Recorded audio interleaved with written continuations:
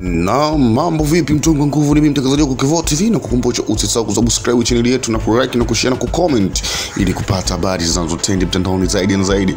Bwana, habari kubwa inayotendi mtandaoni inamwangalia kocha wa Yanga. Wengi tunajua bwana, kocha wa Yanga ana wakati mgumu sana hapo Yanga Afrika. Na tunajua kabisa alivyokuja ujio wake hapo Jangwani, mashabiki walikuwa wakajua kabisa wamepata kocha mzuri ambaye atawapa furaha kila siku, lakini amekuwa mambo sivyo bwana. Kocha huyu amekuwa bwana ni mwiba hapo Yanga Afrika. Ni kocha ambaye ameumiza sana mashabiki, anaumiza sana viongozi wa Yanga Afrika.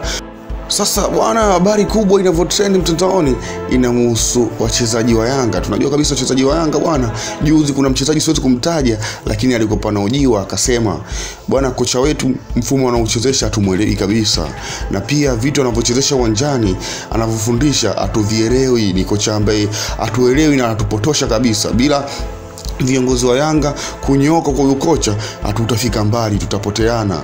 Tunatumia tu uwezo wetu kama wachezaji. Kocha huyu hatufai kabisa. Kuna huyo mchezaji ndio ameongea hiyo kauli, sema hatujitaki kumtaja, lakini ndio mchezaji ambaye ameongea ukweli kuhusu huyo kocha. Sasa huyu kocha bwana, inaweza kusemekana muda wote anaweza kuondoka hapo Jangwani. Ni kocha ambaye hayupo kwenye mfumo mzuri na Yanga Afrika. Ni kocha ambaye Yanga kutegemea kama atafanya vitu vibaya hapo Jangwani. Kwa stories zimekuwa nyingi, na mechi ilivyoisha bwana, mashabiki walikuwa wamtaki, wanatukana na mtupia makopo, wanasema hawamtaki.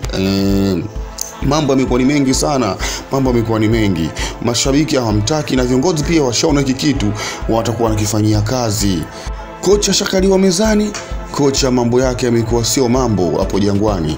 Tusubirie itakuwaje, nitakupa habari zinazojiri, lakini nakukumbusha tu mtu wangu, usisahau kusubscribe channel yetu na kulike na kushare na kucomment ili kupata habari zinazotrend mtandaoni zaidi na zaidi. Asante sana mtu wangu wa nguvu.